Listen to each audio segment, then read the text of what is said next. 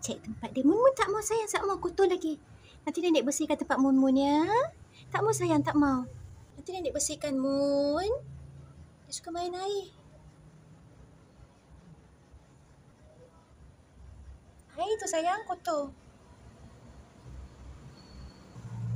Tak mau. Dua-dua pun sibuk.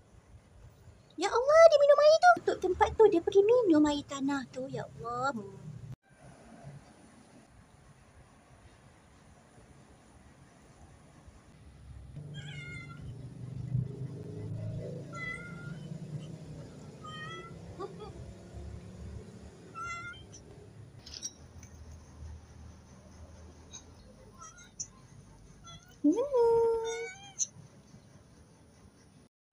Tengok Pak Haji Syami nak makan apa.